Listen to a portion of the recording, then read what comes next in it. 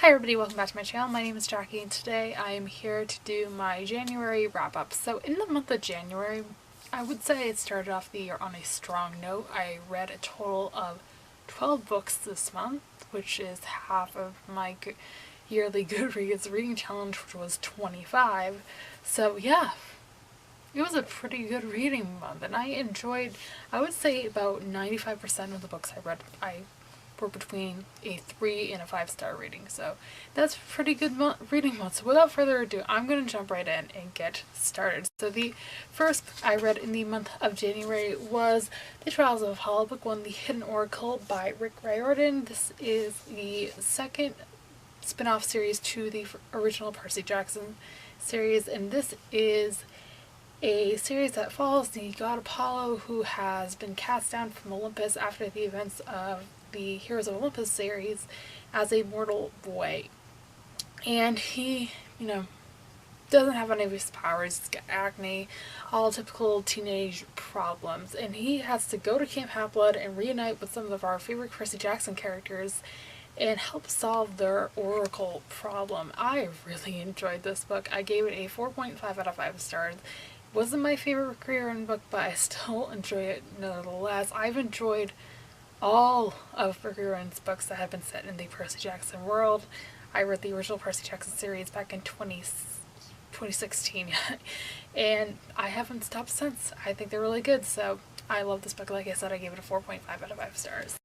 The next book I read this month was Saga Volume 8 by Brian K. Vaughan and Fiona Staples. This is a graphic novel that I read on ebook and I loved it.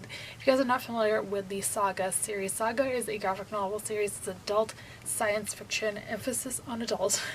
It follows a young family that the mother and father are from opposing sides of the war, and they fall in love and get married and have a child, and they have to kind of live in solitude, trying to avoid the eyes of the enemy, and it follows their journey. This is the 8th installment, and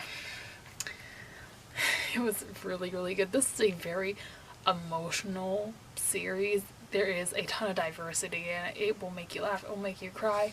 They're quick and easy to get through. I gave this 5 stars. I loved it. The next book I have to talk about was The Night Market, and this is by Jonathan Moore. This was sent to me in exchange for an honest review by HMH, so thank you so much to HMH for sending me this. This is an adult psychological thriller that follows our main character Ross, who witnesses the murder of a man where the man is being eaten inside out by an unknown substance, so literally eating him alive from the inside out. So this follows Ross as he is trying to figure out what the heck happened. I do have an entire spoilery review of this book up on my channel, so if you guys want to hear more of my thoughts, I will link it down below. But I did really like this book. It wasn't, my favorite thing I've ever read, but I did really enjoy it, and I gave it a 4 out of 5 stars. The next book I read was I Am a Small Guy, and this is by A.J. Dalton. This is a book I got in exchange for an honest review from the author, so thank you so much to the author for sending me this. This is a, I would say YA, but kind of on the lower end of YA fantasy book that follows a god who is trying to blend in with some of the bigger gods. He's a very small god. It's kind of hard to explain. This is quick and easy to get through. It's very short. I managed to read it in just a couple of sittings, and I gave it a 3.5 out of 5 stars. I would recommend it if that seems like something you guys might be interested in. The next one I read is Simon vs. the Homo Sapiens Agenda by Becky Albertalli. This is a YA contemporary / coming of age story that follows our main character Simon, who is gay, but he has not come out yet, and this follows him as he is being blackmailed by one of his fellow classmates. At the same time, he is DMing a boy named Lou, so we try to figure out who Blue's true identity is while Simon is being blackmailed. I did really enjoy this book. This is being turned into a movie. I believe it comes out in March, and that looks really, really good, so I'll definitely be checking that out. This was cute, fluffy, really interesting coming of age story, so I gave it 4 stars. I really liked it. The next book I read was my TBR jar pick for the month of January, and that was 13 Reasons Why by Jay Asher. I didn't like this book. I really didn't like it. I gave it a 2.5 out of 5 stars. This is a YA contemporary book that follows our main character Clay, who receives these tapes on his doorstep from a girl named Hannah who has recently committed suicide. And on these tapes are the 13 reasons why, hence the name, she committed suicide. This, like I said, I did not like it. It did not have a very healthy portrayal of mental illness. It deals with topics such as depression and, of course, suicide, and as something that is something I have experienced myself. I don't think I was in the right mindset, and I've seen a lot of reviews, especially recently since the TV show came out, that people have felt the same way about it. Yeah.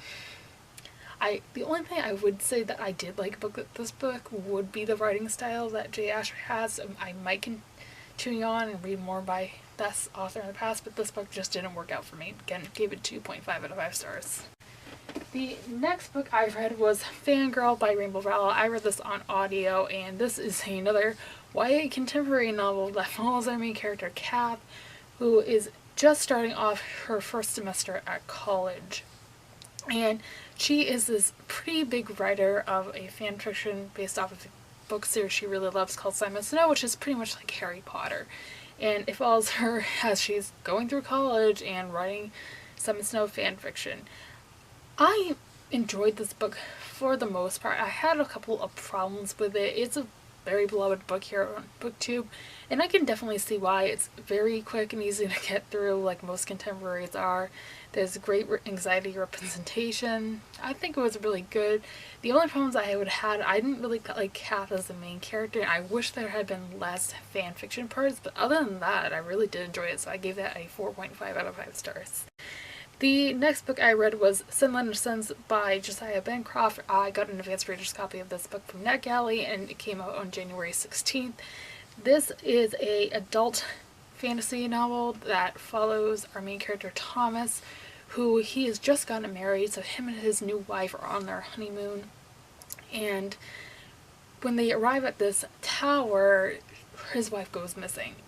And this tower that they had arrived at happens to be made up of different levels of society inside of it. So Thomas thinks that his wife has made her way up to the top of the tower all through those different societies, and he goes and finds her. I didn't like this book. I really didn't like this book. It has a very high rating on Goodreads, and in some ways I can see why, but I did not like it.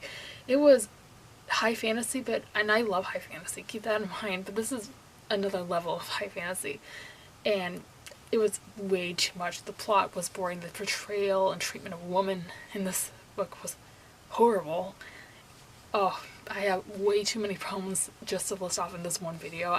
I'll have my review that I did on my blog linked down below if you guys want to hear more of my in-depth thoughts. Just keep in mind, I didn't like it and I gave it a 2 out of 5 stars.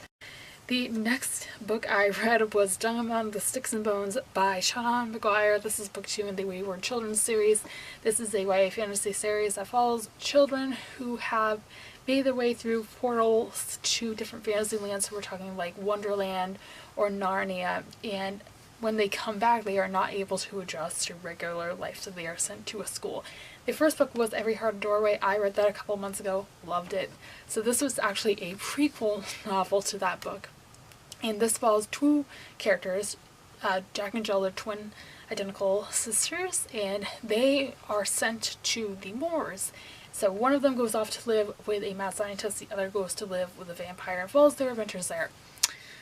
I love this book. This is probably my favorite read of the month. I really liked it. I was able to connect with both of the characters very easily, and this kind of has a message that, you know, the things that your parents set for you, you don't necessarily have to follow that when you go to live your own life.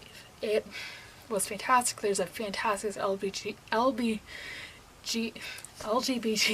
plus romance going on between 2 girls. Oh, I loved it. I gave it a 4.5 out of 5 stars. The next book I read in the month of January was The Cruel Prince by Holly Black. This is one of my most anticipated releases of this year, and it is also getting a ton of hype here on BookTube, and it's very well deserved. This is a YA fantasy novel that follows our main character Jude. So when she is 7, her parents are killed by her mother's ex-husband, who happens to be part of the Fae Kingdom. So they're killed, and her sisters are sent away to the Fae Kingdom, where they live for the next 10 years of their life. 10 years later, we find Jude when she is 17, and she wants to stay in the Fae Kingdom. One of her sisters is actually half Fae, so she kind of already knows the way of the Fae. Her other sister is trying to, keep on to her mortality, and Jude just wants to stay and live in the Fae court. So it follows Jude as she is trying to go through these trials to be able to stay in the Fae court. I really like this book, not as much as some other people. A lot of people are giving this 5 stars. But keep in mind, it does have its problems. We do have a bisexual side character, so that was fantastic, but not much else as far as representation. The plot was boring. There is some bullying aspects, but I think if you guys are a fan of either Game of Thrones, A Court of Thorns and Roses, or The Hunger Games, I think you would really like this. And yeah, overall I did really enjoy it despite my problems I had with it, so I gave it a 4 out of 5 stars. And the last book I read in the month of January, we're finally to the end, is Zack by Kalyn Croft. This is an adult psychological thriller that follows a character who, he is a police officer, and he kind of gets into some trouble outside of work, and he's starting to be investigated by his fellow police officers. Besides that, there's all of a sudden this murder of these 4 Taiwanese women, and that leaves 4 of them dead and a 5th brutally mutilated. And it follows Zack as he is trying to figure out who the killer is and why they ended up murdering these innocent people. I'm not a huge psychological thriller person, most of you guys know that, but I really did like this. It was engaging and everything that I want in a good thriller. There was some points where I was bored and some points I didn't like the characters at all, but in a way I really did like it, and I gave it a 3 out of 5 stars.